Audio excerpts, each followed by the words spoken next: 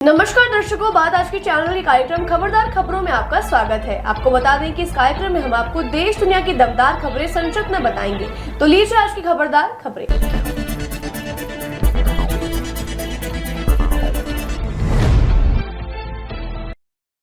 Ayodhya gangrape के आरोपी मोहित खान की बेकरी पर बुलडोजर चलाकर उसे धराशायी कर दिया गया। आरोपी मोहित खान का समाजवादी पार्टी से नाता है। मायावती ने सपा पर आरोप लगाया कि सपा के आरोपियों से संबंध होने के कारण अखिलेश और अयोध्या सांसद उनका बचाव कर रहे हैं। वहीं सीएम योगी ने इलाके के पुलिस इंस्पेक्टर और चौकी इंचार्ज को सस्पेंड कर दिया है। झारखंड में इस साल के अंत तक विधानसभा चुनाव होने वाले हैं और इसे लेकर राज्य सरकार जनता को सौगात देने में जुट गई है। झारखंड सरकार ने राज्य में मुख्यमंत्री मैया सम्मान योजना की शुरुआत की है, जिसके तहत कुल 50 लाख महिलाओं को प्रति माह 1000 रुपए की राशि सम्मान स्वरूप दी जाएगी। इस योजना की आधिकारिक शुरुआत 16 अगस्त को मुख्यमंत्री हेमंत सोरेन द्वारा की जाएगी। योजना का लाभ 21 से 50 वर्ष तक की महिलाओं को मिलेगा। यह उन महिलाओं को मिलेगा जिन्हें कोई भी पेंशन सरकार की तरफ से या किसी प्रकार की मासिक आर्थिक मदद नहीं मिल रही है। इजराइल को उसके हमले का जवाब मिलना शुरू हो गया है। हिजबुल्लाह ने दक्षिणी लेबनान से उत्तरी इजराइल के इलाकों में एक साथ सैकड़ों रॉकेट दागकर व्यापक तबाही मचाई है। सैटेलाइट तस्वीरों में पता चला है कि इस हमले से इजराइल की कई इमारतें, फसलों और आर्थिक गतिविधियों को भारी नुकसान हुआ है। साथ ही 700 से ज्यादा जंगलों में आग लग गई है और 150 वर्ग किलोमीटर की भूमि जल गई है। वहीं इजराइल के पक्के दो सुपर पावर अमेरिका ने इजराइल की मदद के लिए अपने जंगी बेड़े उतार दिए हैं और इजराइल को हर सैन्य मदद देने का वादा किया है। इससे तीसरे विश्व युद्ध की आहट सुनाई देने लगी है। वक्फ बोर्ड की मनमानी शक्तियों पर लगाम लगाने के उद्देश्य से केंद्र सरकार कल यानी सोमवार को संसद में वक्फ बोर्ड एक्ट के लिए नया संशोधन विधेयक पेश करने जा रही है। इस बिल से सत्यापन संपत्तियों के सत्यापन के लिए प्रावधान किए जाएंगे, जिससे वक्फ बोर्ड की मनमानी शक्तियों पर लगाम लगेगी। आपको बता दें, देश भर में वक्फ बोर्ड की लगभग 8 लाख से अधिक संपत्ति है, जो लगभग 10 लाख एकड़ में फैली हुई है।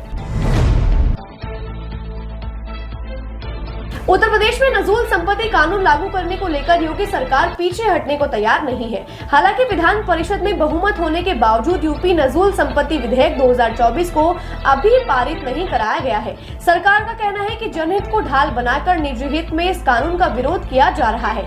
योगी सरकार ने कहा है कि विरोध को दरकिनार कर कानून को अंततः लागू किया जाएगा। सरकार ने कहा है कि इस कानून के लागू होने से अरबों की जमीन सार्वजनिक हित में इस्तेमाल की जा सकेगी। सरकार का मानना है कि पूर्व की सरकारों में अरबों रुपए की नजूल जमीन को कौड़ियों में फ्री होल्ड करने का बड़ा खेल खेला जाता था। अयोध्या गैंगरेप पर अखिलेश यादव के आरोपियों के डीएनए टेस्ट कराने की मांग के बाद से राजनीति पारा आसमान छू रहा है।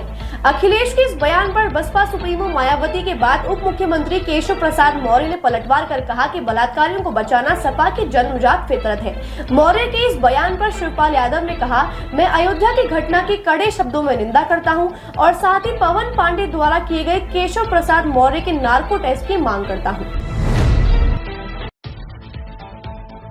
नेशनल हेराल्ड केस को लेकर एक बार फिर से पूर्व यूपी अध्यक्ष सोनिया गांधी और पूर्व कांग्रेस अध्यक्ष राहुल गांधी का नाम चर्चा में है। शुक्रवार को राहुल ने दावा किया कि जल्द ही ईडी उन पर छापा मार सकती है। उनके इस बयान के बाद कांग्रेस के वरिष्ठ नेता अभिषेक मनु सिंघवी ने एक्स पर एक पोस्ट कर भाजपा को चेतावनी दी है कि अगर ईडी राहुल को गिरफ्तार करने के बारे में सोचती भी है तो देश बीजेपी के ताबूत में आखिरी कील ठोक देगा। राहुल ने संसद में कहा था कि उन्हें छापेमारी की जानकारी ईडी के कर्मचारी नहीं दी है। उसके बाद से ही इस मामले में देश में राजनीति शुरू हो गई है। आज सुबह लगभग 7 बजे के आसपास सवाई माधोपुर में दिल्ली मुंबई एक्सप्रेसवे पर एक अर्टिगा कार ट्रक से टकरा गई।